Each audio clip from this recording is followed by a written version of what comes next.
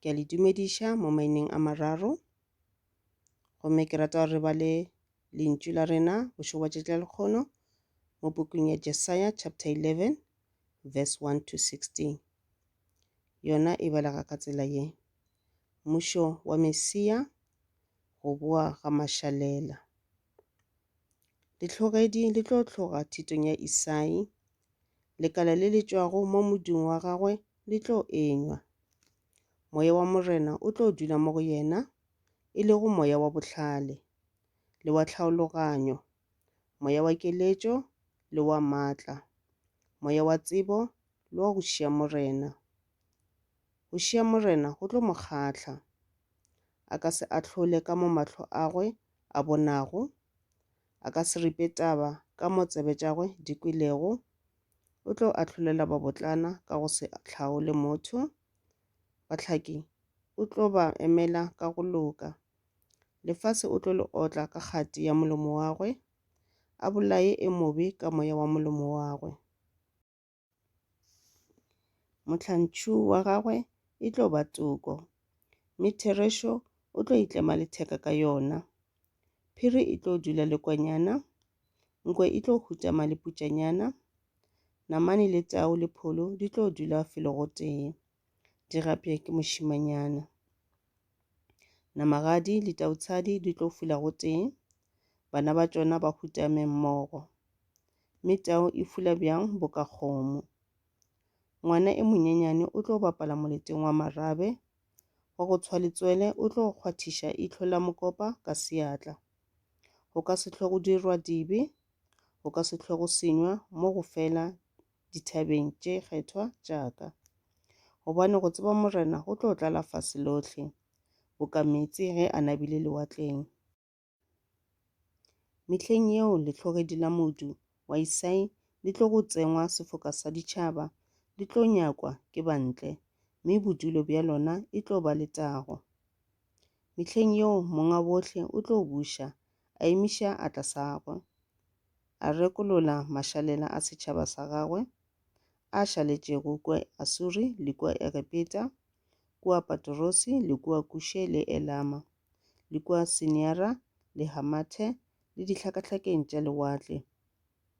Ke moo a tlo go tsemela bantle sefoka, mme ba lelekwa ba Israele le ba Juda ba ba thosanego o tlo ba kgoba ba boa dithokong tše nne tša lefase.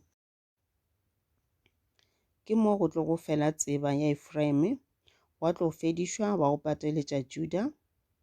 Efraime a ka se hlwe a hufugela Juda, mme Juda a ka se hlwe a pateletša Efraime. Ba tlo fofa ba ya bodikela, ba tsokama magetleng a ba Filisita, ba tlo lakana ba yo thupa ba bohlabatšatši, ba tlo tšea le Edomo le Moaba, gomme ba Amoni e tlo ba balata. Leleme la lewatle la Egipeta Morena o tlo le gopiša, noka ya gona o tlo emišetša tsogo lagwe, mme ka maatla a moya wa gagwe o tlo ipalakanya ya tšwa nokana tše di šupago tša go tlo selwa go rwelwe dieta. Ke moo mašalela a tšhaba sa gwe a tlo šadišwa ke Asuri, a tlo go ba le tsela kgolo e etšago yela ya Israele mehleng ya ge ba e tšwa nageng ya Egipeta. Jesaiah chapter 11 e bolela ka mokgwa e leng gore Morena Modimo o tlo otla ba kgopo, gomme o tlo tšhireletša bana ba gagwe, gomme bao ba dirago tša go loka o tlo ba dira ka go loka. Re botša ka mokgwa e le gore Morena Modimo o rata gore re be le botho, re be le gona go šia go dira dibe, gore re kgahle mahlo a gagwe. E bolela ka tsela e leng gore ka leng la matšatši o tla fihla nako e leng gore bobe bo tla fela mo lefaseng, mo e leng gore re tla tseba Modimo ka mokana ga rena, ra rata Modimo, ra mo dira ka go loka, mo e leng gore ge dibe di fedile re sa le ba dira dibe, re tlo phela bophelo bo bo botse ka mokana ga rena, re tlo ratana ka mokana ga rena, ra fana tlhompho, ra fana lerato, gwa se be le gore ba tla ikgogomoša, gwa se be le gore ba dira ba bangwe bobe. Re botswa gape ka mokgwa e leng gore bophelo bo tla ba ka gona. Go ra re lefase le tla change ka mokgwa re phelang ka gona. Mo lefaseng, lefase le ka moka wa tshwana, lefase le ka moka la šala le tshwana le tšhemo ya Eden. Mo e leng gore batho re tla phela le diphoofolo tša nageng. Mo e leng gore diphoofolo tša nageng ge di re bona, phoofolo tša tshwana le botau, di ka se nagane gore di ka se re ge di re bona re le batho tša bona di bona nama. Re tla phela mmogo le tšona. Diphoofolo tša go tshwana le dinoga, dibatana tše e le gore di a tšhoša, re tla re ge re di bona ra se tšhabe, ka gore re a tseba gore le tšona ge di re bona ga di re bone bjale ka manaba a tšona goba bjale ka nama goba eng, eupša di re bona bjale ka bana ba Modimo. Ka mokgwa e le gore re botšwe le ge e le gore le ngwana e monyenyane o tla bapala le moleteng wa marabe. Re botša ka mokgwa e le gore le ngwana o e le gore o tshwele letswele goba o sanyanya letswele, o tla bapala kore gaufi le molete wa mokopa. A ka ba tšea letsogo la gage a le kgwathiša kua leitlhong la mokopa, mokopa o ka se mo lomele ka teng.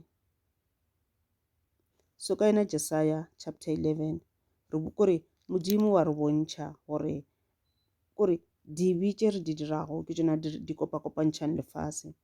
Dibe tše re di dirago ke tšona di dirang gore maphelo a rena a bo boima, re seke ra ipshina ka bophelo ba rena mo lefaseng.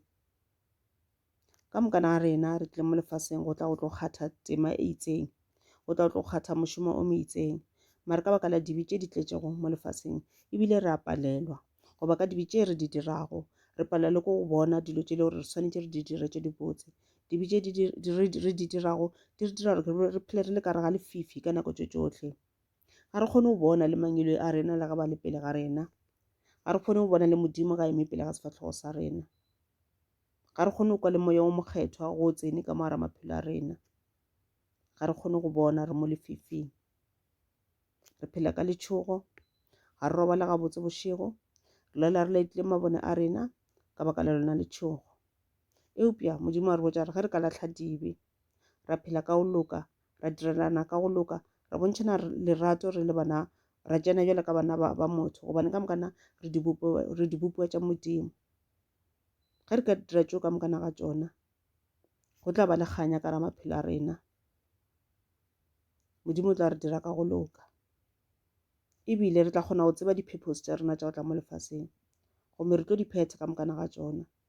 Re di phetha mo leineng la Morena Modimo wa rena, e le go Modimo wa nnete, e le go Modimo wa toko, Modimo wa lerato, Modimo wa neng le neng. Amen. Oh, Jesu,